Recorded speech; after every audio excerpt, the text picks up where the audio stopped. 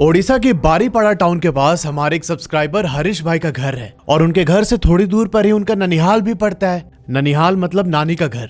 हरीश बताते हैं कि एक दफा मैं स्कूल से वापस आते समय अपने घर ना जाके सीधा नानी के घर की ओर जाने लगा। अब यहाँ हरीश के नानी के घर जाने वाला जो रास्ता था वो कुछ इस कदर था कि पहले एक चढ़ाई आती है और फिर चढ़ाई से नीचे की तरफ उनके नानी का घर पड़ता है। और जब हरीश उस चढ़ाई वाले रोड के बिल्कुल टॉप पर पहुंचते हैं तो वहां से उनको अपने नानी का घर बहुत क्लियरली दिखाई देता है। इनफैक्ट उनके नानी के घर पर अगर कुछ लोग हैं और वो आपस में बात कर रहे हैं तो उनके बात करने की आवाज भी उस टॉप एंड पर खड़े किसी भी इंसान को सुनाई दे सकती है। अब हरीश बताते हैं कि मैं जब भी उस इंक्लाइंड रोड के एकदम टॉप पर पहुंचता ना तो वहां से खड़े होकर मैं नानी को आवाज देता था कि आई, और ऐसे बोलते हुए मैं सीधा नानी के घर की तरफ भागता था। ओडिया में नानी को आई बोलते हैं। हरीश यहाँ लिखते हैं कि भैया पर उस दिन जब मैं नानी के घर जाने के लिए निकला तो मेरे साथ कुछ ऐसा हुआ जो मैं पूरी जिंदगी भूल नहीं पाऊंगा। आज भी उस घटना को याद करके मेरे रोंगटे खड़े हो जाते एकदम। मैं इसके बारे में बात नहीं करना चाहता था पर फिर मैंने मम्मी से परमिशन लेके आपको ये कहानी भेजी है और फिलहाल हरीश द्वारा भेजे गए ईमेल का स्क्रीनशॉट अभी आप वीडियो में देख सकते हैं। अब ओडिशा के मयूरभंज डिस्ट्रिक्ट में एक टाउन पड़ता है बारीपाड़ा। हरीश का घर इसी बारीपाड़ा टाउन के अंदर है। अच्छा, ये इनका किराए का घर है जहां पर हरीश अपने मम्मी के साथ रहते थे और हरीश के पापा महाराष्ट्र के एक प्राइवेट कंपनी में जॉब करते थे। 2-3 महीने में एक बार कभी घर आना जाना होता था उनका। और जहां हरीश का घर है ना वहां से 500 मीटर की दूरी पे इनका स्कूल पड़ता है और उस घर के कोई 400 मीटर पहले इनकी नानी जी का घर पड़ता है। तो एक बार थोड़ा लेआउट समझना कि पहले आता है नानी जी का घर, फिर हरीश का घर और फिर उनका स्कूल। अब ये जो घटना है ये 2011 की है। हरीश उस समय 7 साल के थे और अक्सर इनकी माता जी हरीश को स्कूल छोड़ने जाती थी। कभी कभार अगर वो बिजी हो गई तो हरीश अकेले भी चले जाया करते और जो इनकी नानी थी उनका हरीश के घर पर आना जाना लगा रहता था। अब अक्सर होता तो यही था कि हरीश स्कूल खत्म होने के बाद सीधा अपने घर पहुंचते थे। वहाँ उनकी मम्मी ने उनके लिए गरम गरम खाना बना के रखा होता था और बहुत बार जब ये स्कूल से घर आते तो देखते कि इनकी नानी भी वहीं पर बैठी हुई है। पर एक टाइम ऐसा आया कि 3 दिनों तक लगातार नानी इनके घर पर नहीं आई। इसी बीच हरीश एक दिन स्कूल गया हुआ था और वापस आते समय इसने सोचा कि यार 3 दिन हो गया है, नानी घर नहीं आई हमारे, चलो एक काम करता हूँ, मैं ना यहाँ से सीधा नानी के घर पहुँचता हूँ और फिर उनके साथ ही वापस मैं अपने घर आ जाऊंगा। हरीश अपनी स्कूल से निकलते हैं, पहले अपना घर क्रॉस किया और फिर उसके बाद नानी के घर की तरफ जाने लगे। अब जैसे मैंने आपको पहले बताया था कि नानी के घर पहुंचने से पहले एक ऊंची चढ़ाई पर जाना पड़ता है और वहां से फिर एक ढलान है जहां नानी का घर बना हुआ है। यहाँ हरीश अपने घर को क्रॉस करके उस इंक्लाइन रोड पर चढ़ते हुए बिल्कुल उसके टॉप पे पहुंच जाते हैं। अब वहां खड़े होकर एक बार इन्होंने चिल्लाया कि आई, मतलब ये अपनी नानी को आवाज दे रहे थे और आवाज देने के बाद ये दौड़ के नानी के घर की तरफ जाने ही वाले थे कि इनको कुछ दिखाई देता है। हरीश देखते हैं कि एक सफेद साड़ी पहनी हुई औरत नानी के घर के सामने जो कुआं था उस कुएं को पार करते हुए सीधा नानी के घर की तरफ जा रही है।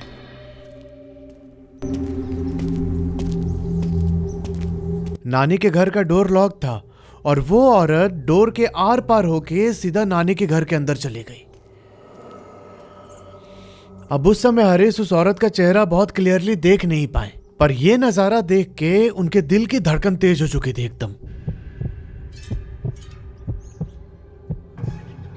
अब इनकी इतनी हिम्मत ही नहीं हो रही थी कि ये नानी के घर की तरफ जाते, ये उल्टे पांव सीधा अपने घर की ओर भागते हैं। जब घर पहुंचे तो देखा कि भाई नानी तो वहीं बैठी है मम्मी के पास।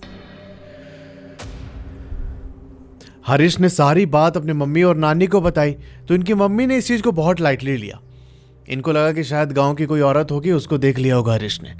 और नानी ने बोला कि ठीक है, तुम ज्यादा घबराओ मत, डरने की जरूरत नहीं है, वो औरत जो भी होगी मैं घर जाके देखती हूं। पर इनको क्या ही पता था कि भाई ये एक अलग ही मसला होने वाला है। अभी हरीश यहाँ इतना ज्यादा डर चुका था कि ये पूरे टाइम अपने मम्मी के पीछे पीछे ही रहता। इनकी नानी अपने घर वापस चली गई और फाइनली रात को ये अपने मम्मी के पास सो जाता है। हरीश बताते हैं कि भैया मुझे सोए हुए कोई 1.5-2 घंटे ही हुए थे और ना मुझे एक सपना दिखाई देता है। मैंने देखा कि वहीं सफेद साड़ी पहनी हुई वो बूढ़ी औरत मेरे सपने में आके मुझे दबोच रही है एकदम। उसने मेरा गला दबा दिया जोर से और जैसे ही मुझे ऐसा फील हुआ मैं एकदम चिल्लाते हुए उठा नींद से। मेरी चीख इतनी ज्यादा थी कि आसपास के जो पड़ोसी थे वो भी उठ के मेरे घर पर आ गए।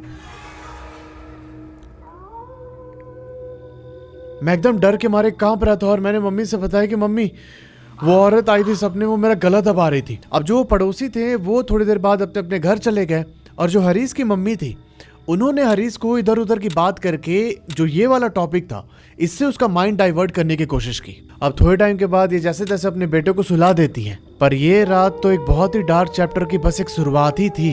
अब अगले दिन सुबह उठ के हरीश अपने स्कूल पहुंचते हैं। अब यहाँ जो उनका क्लासरूम था ना, वहां पर जमीन पे दरी बिछा के बैठने की प्रथा थी।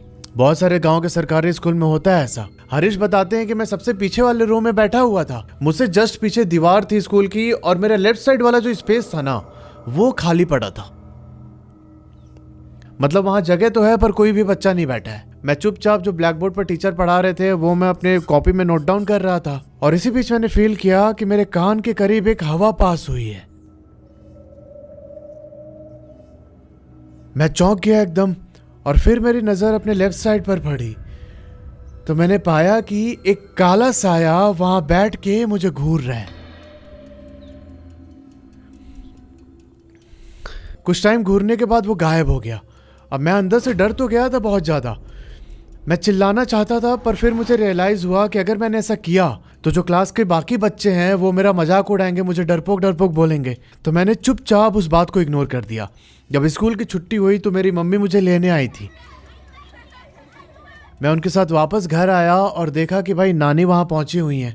सब कुछ नॉर्मल था। हम सबने बैठ के खाना खाया। मैंने नानी से थोड़ी बहुत बात की और फिर शाम ढलने के बाद नानी अपने घर वापस चली गई। अब रात को डिनर करने के बाद हरीश फिर से जाके अपने मम्मी के पास सोता है। अब एक चीज समझना कि जो इनका बेड है उसके एक साइड वॉल लगता है, दीवार। तो दीवार वाले साइड मम्मी सो रही थी और जो इधर ओपन वाला साइड था इधर हरीश लेटा हुआ था। ये बताते हैं कि रात के करीब 2 बजे मेरी आंख खुलती है। मैंने देखा कि मैं और मम्मी दोनों एक ही साइड फेस करके सोए हुए।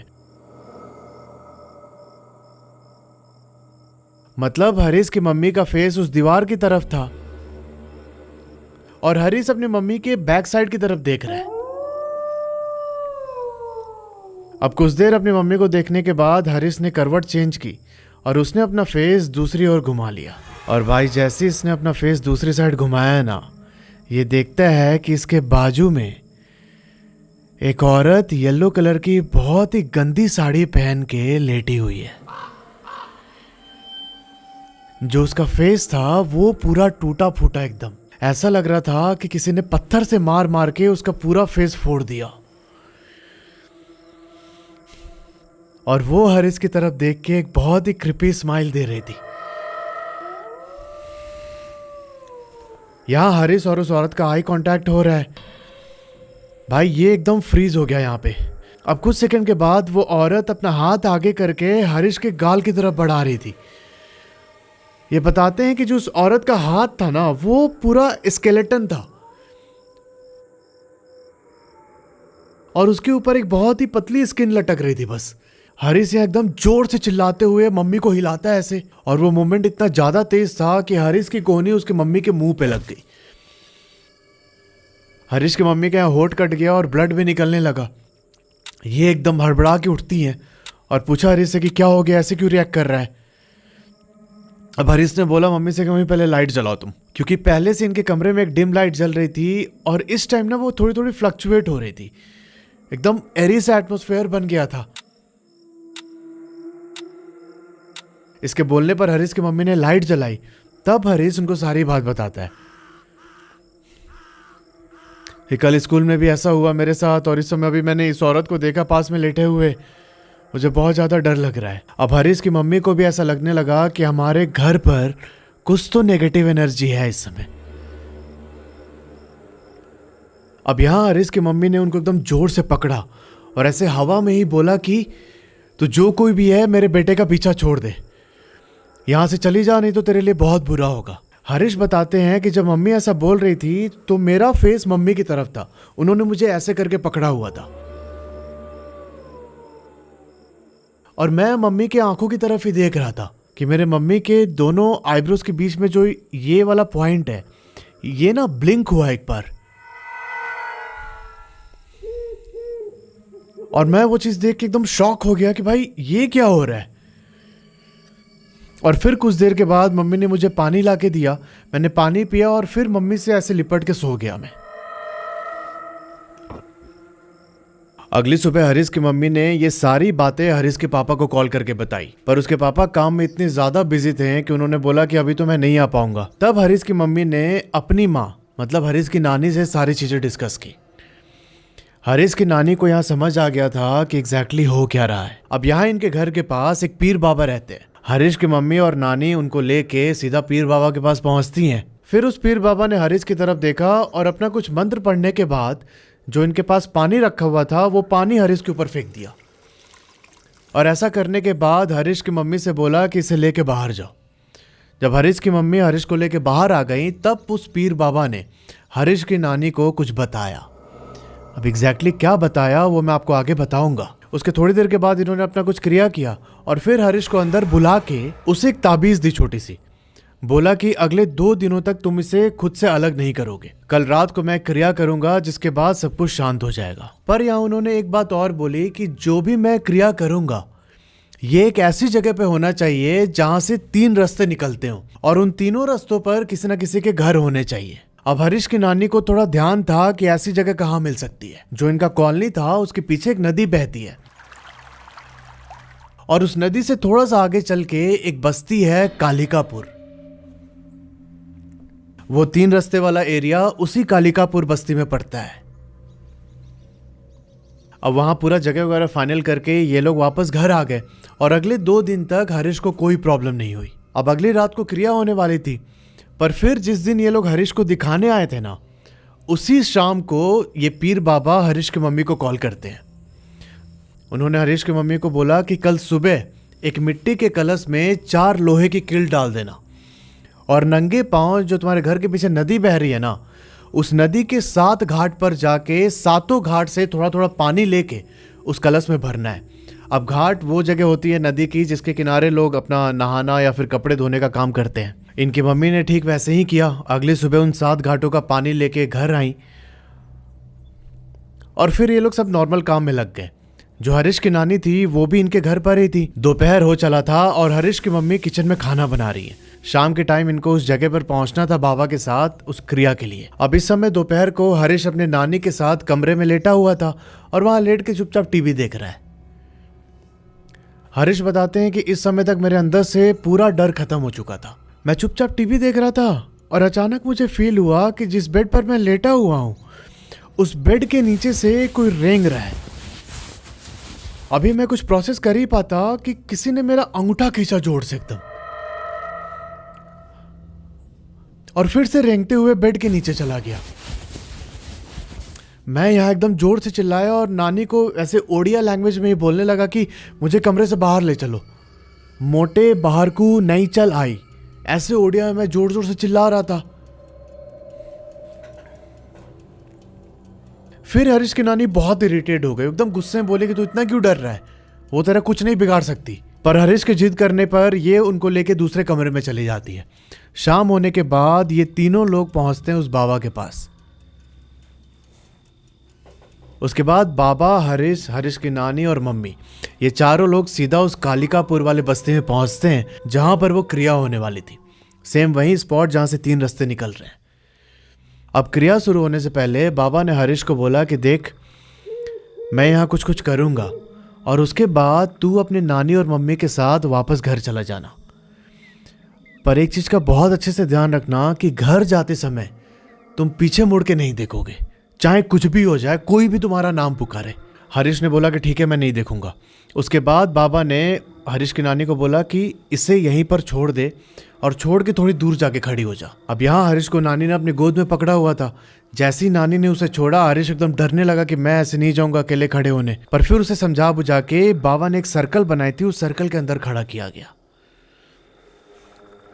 इसके बाद वो बाबा अपना कुछ मंत्र पढ़ना स्टार्ट करते हैं और मंत्र पढ़ने के बाद जो वो कलश का पानी था वो पूरा पानी हरीश के ऊपर डाल दिया।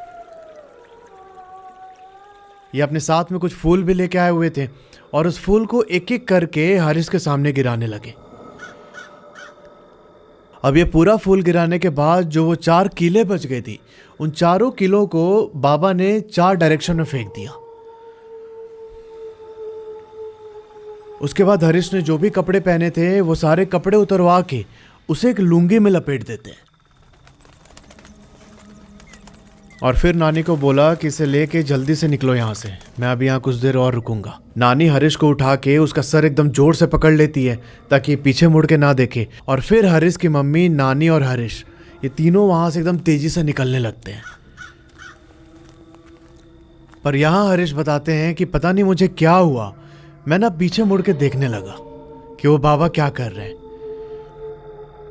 और मैंने देखा कि वो बाबा जो कलश में पानी लेके आई थी मम्मी, उस कलश को गोल गोल घुमा रहे थे उस सर्कल के तरफ।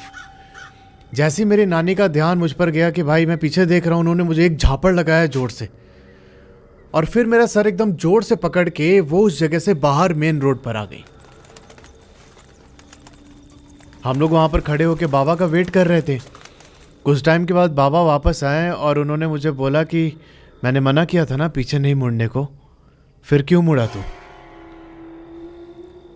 अब हरीश एकदम शॉक हो गया जान के, क्योंकि जब ये बाबा की तरफ देख रहा था ना लौटते समय, तो इसने पाया कि भाई बाबा का बैक इसकी ओर है, बाबा ने तो उधर मुंह किया हुआ था।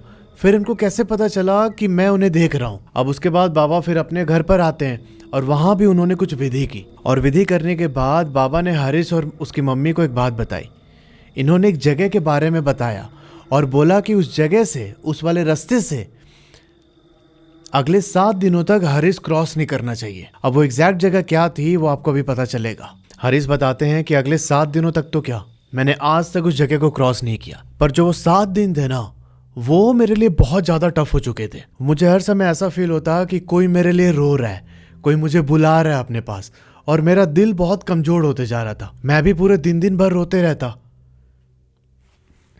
अब ये सब हरीश की मम्मी ने बाबा को बताई तो बाबा ने बोला कि वो इसे अपनी ओर खींच रही है, पर तुम लोगों को हमेशा हरीश के आसपास रहना, इसे अकेले नहीं छोड़ना। और फाइनली 7 दिनों के विधि के बाद हरीश अब पूरी तरीके से नॉर्मल हो जाता है। अब यहाँ समझते हैं कि एग्जैक्ट था क्या। उस बाबा ने नानी को बताया था कि ये ना एक औरत की आत्मा है, और जिस समय उसकी डेथ हुई थी वो उस टाइम पर प्रेग्नेंट थी। इस टाइप की स्पिरिट को ओडिया में चिरकुनी बोलते हैं। यहाँ बारीपाड़ा टाउन में स्टेशन बाजार करके एक जगह पड़ता है, और उस जगह पर वीक में 2 दिन मार्केट लगता है, और उस मार्केट को बोलते हैं हाटो। अब हरीश अक्सर अपनी नानी के साथ उस हाटो मार्केट जाया करता था, और उस मार्केट तक जाने का एक शॉर्टकट रास्ता था, और ये वही शॉर्टकट रास्ता है जहाँ पर बाबा ने क्रिया किया, जहाँ से वो 3 रास्ते गुजरते थे। जब ये लोग फर्स्ट डे हरीश को लेके बाबा के पास पहुंचे थे, तब उन्होंने देख लिया था कि वो स्पिरिट किस जगह से हरीश के ऊपर लगी है। तभी उन्होंने बोला कि उसी जगह पर क्रिया होगी जहाँ से 3 रास्ते निकलते हैं। अब हरीश की नानी तो उस जगह के बारे में जानती थी, क्योंकि वहीं शॉर्टकट रास्ता लेके ये लोग हाटो मार्केट जाते थे। तो एक बार जब हरीश नानी के साथ उस हाटो बाजार गया था ना, तभी वो आत्मा हरीश के साथ साथ चली आई, क्योंकि मौत के टाइम वो प्रेग्नेंट थी और एक बच्चे की अधूरी चाहत उसके मन में थी अभी भी, और उसी चीज को पूरा करने के लिए ये हरीश के साथ आ गई। उसका मेन मकसद था हरीश को अपने साथ अपनी दुनिया में लेके जाना। पर फाइनली उस क्रिया के बाद हरीश अब पूरी तरीके से ठीक है। तो यार ये थी पूरी कहानी। अगर आपके जानने में ऐसा कोई इंसिडेंट हुआ है तो नीचे जो ईमेल आईडी आ रहा है उस पर अपनी कहानी मुझे भेज सकते हैं। मिलते हैं आपसे अगले वीडियो में, तब तक के लिए अपना ध्यान रखो और हर हर महादेव।